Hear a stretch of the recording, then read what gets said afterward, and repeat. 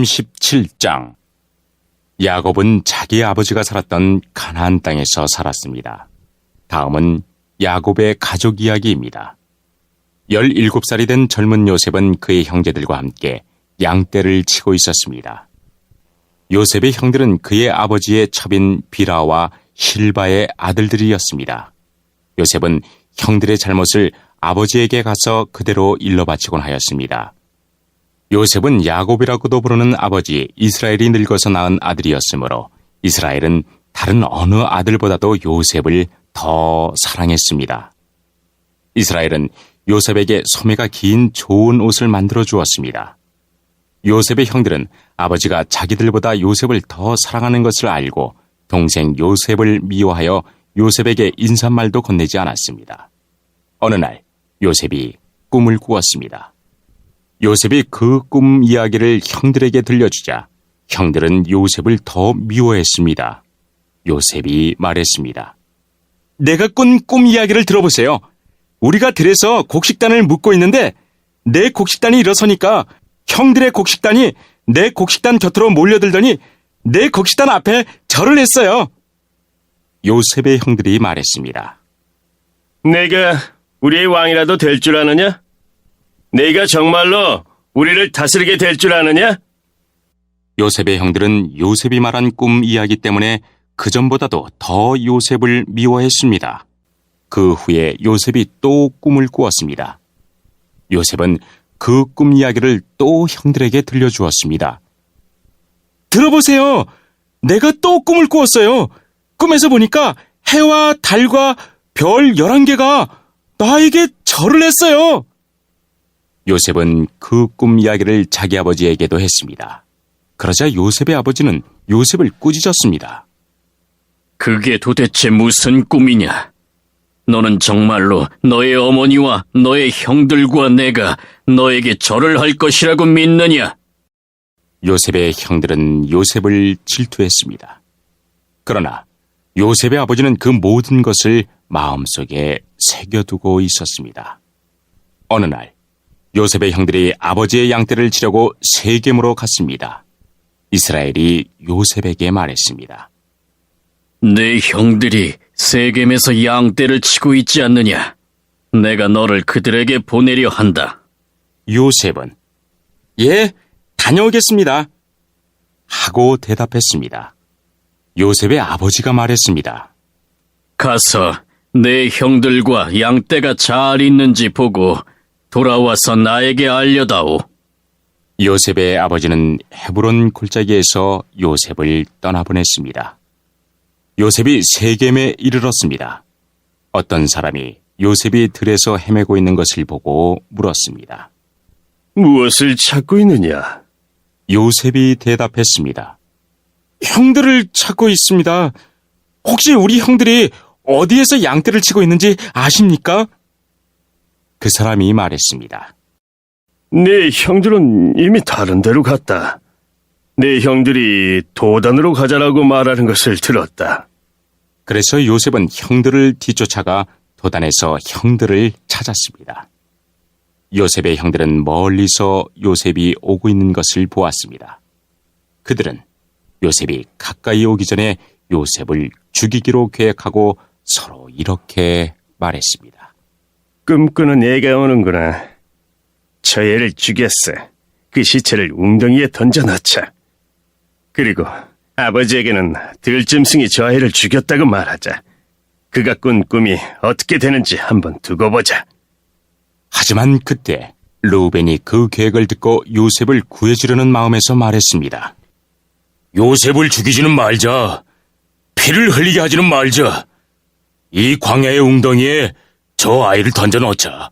하지만 해치지는 말자.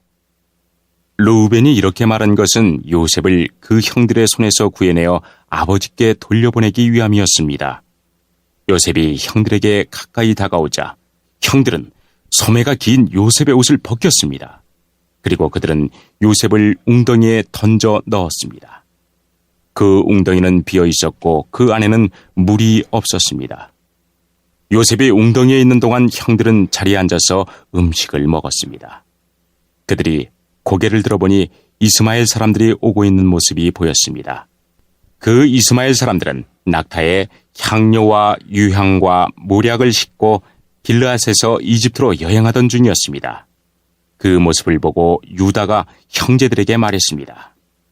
우리가 동생을 죽인 다음 그 사실을 숨긴다고 해서 우리에게 무슨 좋은 일이 있겠나? 차라리 요셉을 저 이스마엘 사람들에게 팔아버리자. 그러면 동생을 죽이는 죄도 짓지 않게 된다. 그래도 저 애는 우리 동생이고 우리와 피와 살을 나눈 형제가 아니냐? 그러자 다른 형들도 모두 유다의 말에 찬성했습니다. 그러는 동안 미디안 상인들이 지나갈 때 형들은 요셉을 웅덩이에서 꺼내어 은 20세겔을 받고 이스마엘 사람들에게 팔았습니다. 이스마엘 사람들은 요셉을 이집트로 데리고 갔습니다. 요셉의 형들이 요셉을 이스마엘 사람들에게 팔았을 때 르우벤은 거기에 없었습니다. 르우벤이 웅덩이로 돌아와 보니 요셉이 보이지 않았습니다. 르우벤은 너무나 슬퍼서 자기 옷을 찢었습니다. 그 후에 르우벤은 다른 형제들에게 돌아와서 말했습니다. 아이가 보이지 않는다. 이제 나는 어떻게 하면 좋으냐? 요셉의 형들은 염소 한 마리를 죽여서 그 피를 요셉이 입었던 소매가 긴 옷에 묻혔습니다. 그리고 나서 그들은 그 옷을 자기 아버지에게 가지고 갔습니다. 그들이 말했습니다. 이 옷을 주었습니다. 혹시 아버지 아들의 옷이 아닌지 잘 살펴보십시오. 야곱이 그 옷을 살펴보고 말했습니다. 내 아들의 옷이 맞다. 사나운 들짐승이 요셉을 잡아먹었나 보구나. 내 아들 요셉이 찢겨 죽고 말았구나. 야곱은 너무나 슬퍼서 자기 옷을 찢고 거친 배로 허리를 묶었습니다. 야곱은 아들의 죽음 때문에 오랫동안 슬퍼했습니다. 야곱의 모든 아들과 딸들이 야곱을 위로하려 했지만 야곱은 위로를 받으려 하지 않았습니다. 야곱이 말했습니다. 나는 울다가 죽어서 내 아들에게로 갈 것이다. 하며 야곱은 아들 요셉을 위해 울었습니다. 그러는 동안 요셉을 산 사람들은 요셉을 이집트로 데리고 가서 보디발에게 팔았습니다. 보디발은 파라오의 신하였고 왕궁 경호대의 대장이었습니다. 7장 바리새파 사람들과 예루살렘에서 온 몇몇 율법학자들이 예수님께 왔습니다. 이들은 예수님의 제자들 가운데 몇 명이 더러운 손으로, 즉 씻지도 않은 손으로 빵을 먹는 것을 보았습니다. 바리새파 사람들과 모든 유대인들은 손을 씻기 전에는 결코 음식을 먹지 않습니다. 이것은 장로들의 전통을 지키는 것입니다. 시장에서 돌아오면 자신들의 몸을 깨끗하게 씻지 않고서는 음식을 먹지 않았습니다. 이 외에도 여러 가지 지켜야 할 일이 많았는데 컵이나 주전자, 냄비 그릇, 그리고 침대를 씻는 것이었습니다. 바리새파 사람들과 율법학자들이 예수님께 말했습니다. 어째서 선생님의 제자들은 장로들의 전통을 지키지 않고 더러운 손으로 음식을 먹습니까? 예수님께서 대답하셨습니다. 이사야가 너희와 같은 위선자들에 대하여 쓴 것이 옳구나. 이 백성들이 입술로는 나를 공경하나 마음은 내게서 멀구나. 헛되이 내게 예배를 드리고 사람의 훈계를 교리인 양 가르친다. 너희는 하나님의 계명은 무시하고 사람의 전통만 지키는구나. 예수님께서 그들에게 말씀하셨습니다. 너희는 너희의 전통을 지키려고 하나님의 명령을 그럴듯하게 무시하는구나. 모세는 내 아버지와 어머니를 공경하여라. 아버지나 어머니를 욕하는 사람은 반드시 죽으리라고 하였다. 그러나 너희는 아버지나 어머니에게 드리려던 것이 고르반, 즉 하나님께 드리는 예물이 되었다고 하면 그만이라고 한다. 그래서 자기 아버지나 어머니에게 아무것도 드리지 못하게 한다. 그러므로 너희는 너희들의 전통으로 하나님의 말씀을 깨뜨리고 있다. 너희는 이와 같은 일을 많이 하고 있다. 예수님께서 사람들을 다시 불러서 말씀하셨습니다. 너희 모두 내 말을 듣고 깨달아라. 무엇이든지 사람 밖에서 몸속으로 들어가 사람을 더럽히는 것은 아무것도 없다. 사람에게서 나오는 것이 사람을 더럽힌다. 예수님께서 사람들과 헤어져 집에 들어오시자 제자들이 이 비유에 대해 물었습니다. 예수님께서 말씀하셨습니다. 너희는 아직도 깨닫지 못하겠느냐? 바깥에서 사람 속으로 들어가는 것이 사람을 더럽히지 못한다는 것을 깨닫지 못하느냐? 그것은 사람의 마음 속에 들어가는 것이 아니라 배로 들어가서 뒤로 나간다. 그러므로 예수님께서는 모든 음식이 깨끗하다고 선언하셨습니다. 예수님께서 말씀하셨습니다. 사람에게서 나오는 것, 바로 그것이 사람을 더럽히는 것이다. 속에서부터, 즉 사람의 마음으로부터 악한 생각, 음란, 도둑질, 살인, 간음, 탐욕, 악의가 나오며 속임수, 방탕, 질투, 욕지거리, 교만, 어리석음이 나온다. 이 모든 악한 것들은 사람의 속에서 나와 사람을 더럽힌다. 예수님께서 그곳을 떠나 두로 지방으로 가셨습니다. 예수님께서 어느 집에 들어가셨습니다. 그리고 이 사실을 아무에게도 알리지 않으려고 하셨습니다. 그러나 숨어 계실 수는 없었습니다. 예수님의 소문을 듣고 어떤 여자가 얼른 예수님께 와서 무릎을 꿇었습니다. 그녀에게는 더러운 귀신이 들린 딸이 있었습니다. 그녀는 그리스 사람으로 수로보니게 사람이었습니다. 그녀는 예수님께 자기의 딸에게서 귀신을 쫓아달라고 간청했습니다. 예수님께서 그 여자에게 말씀하셨습니다. 자녀들을 먼저 먹여야 한다. 자녀들의 빵을 빼앗아서 개에게 던지는 것은 옳지 않다. 그 여자가 대답했습니다. 주님, 옳습니다. 그러나 상 아래에 있는 개들도 그 아이들이 흘리는 부스러기는 얻어먹습니다.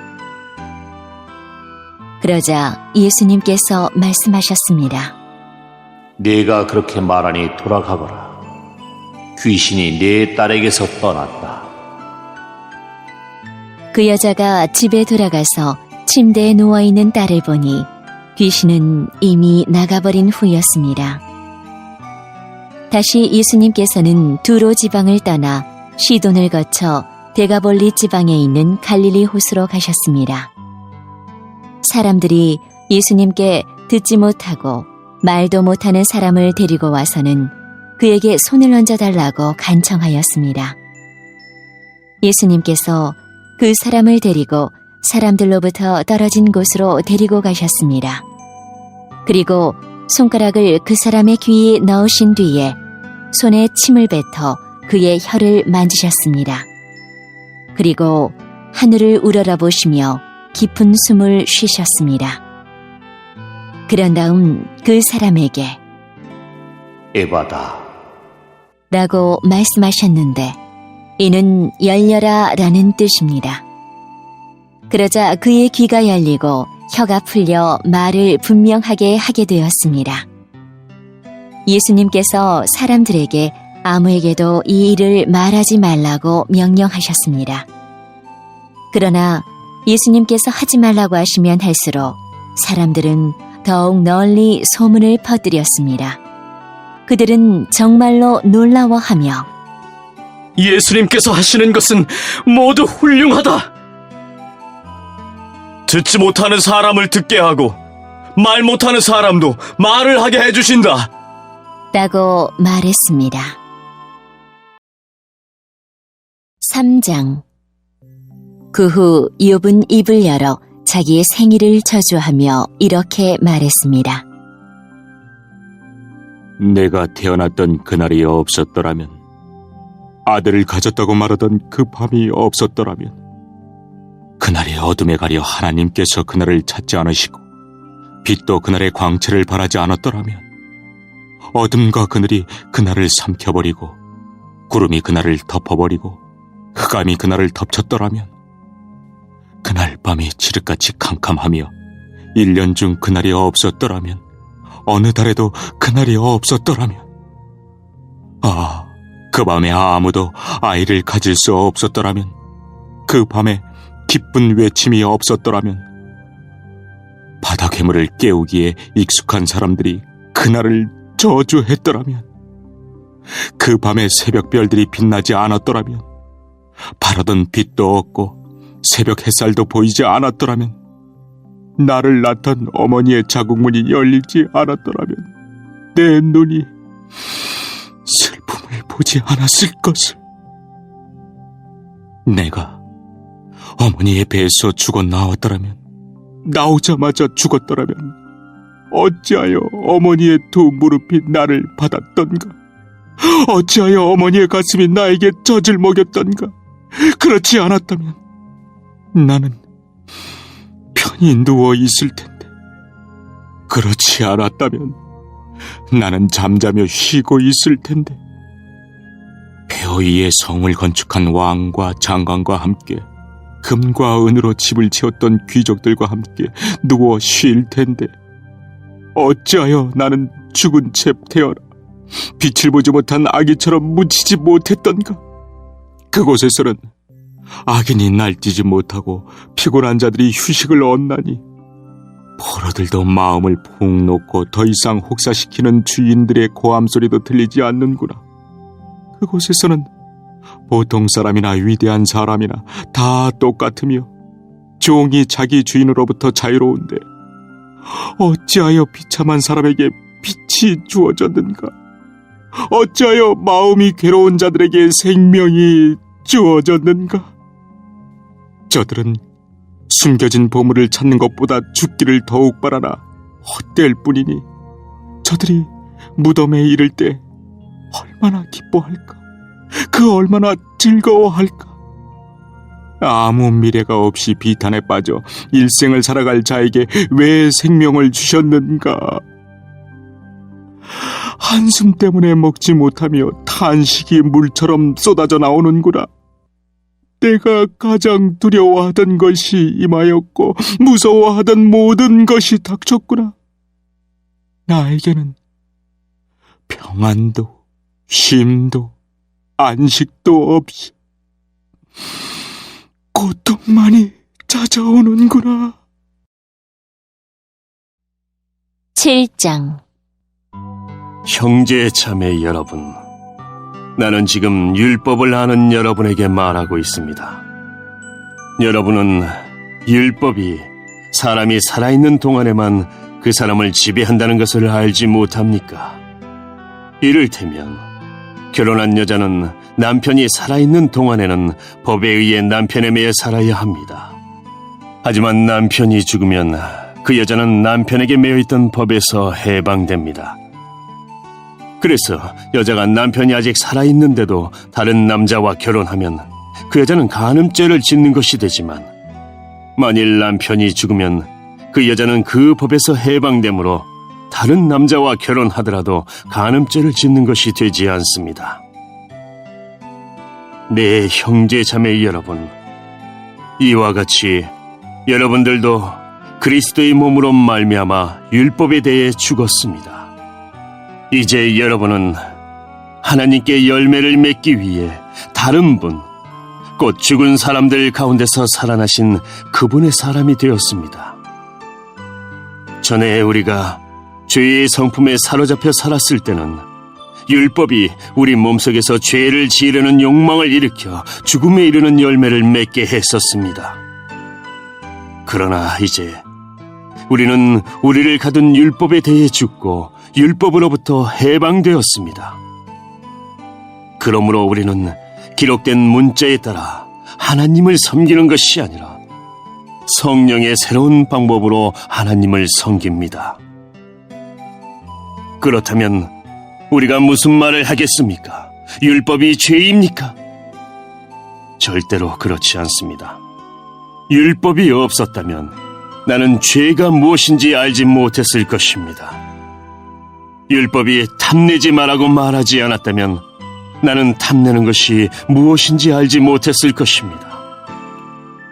그러나 죄는 이 계명을 이용하여 기회를 엿보아 내 속에서 온갖 탐심을 일으켰습니다.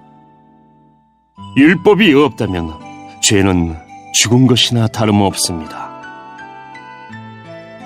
전에 내가 율법과 상관이 없었을 때 나는 살아 있었습니다. 그러나 계명이 들어오자 죄가 살아났고 나는 죽었습니다.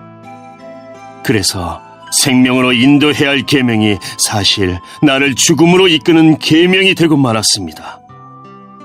죄가 계명을 이용하여 기회를 엿보아 나를 속였고 그 계명으로 나를 죽였습니다. 그러므로 율법은 거룩하며 계명도 거룩하고 의롭고 선합니다. 그렇다면 선한 것이 나에게 죽음을 가져다 주었단 말입니까?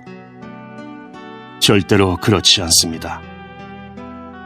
죄가 죄인 것으로 드러나도록 하기 위해서 죄는 선한 것을 이용하여 나에게 죽음을 가져왔습니다.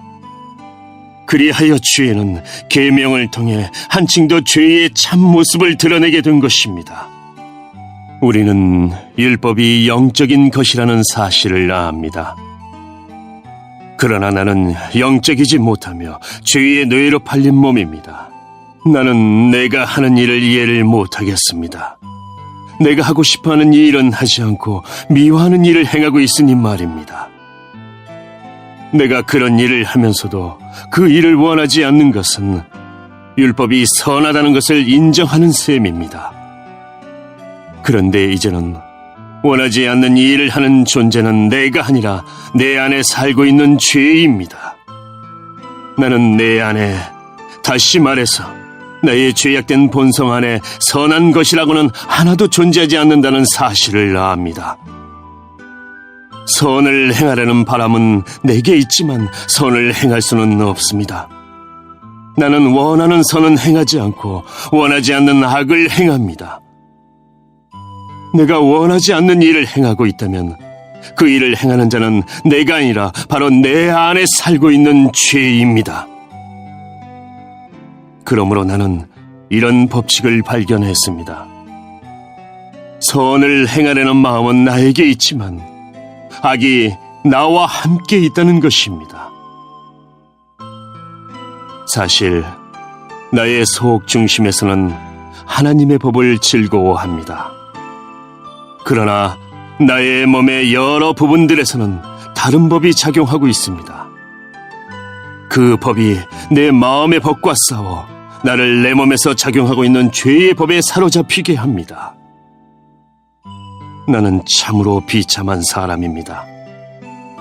누가 나를 이 사망의 몸에서 구원해내겠습니까?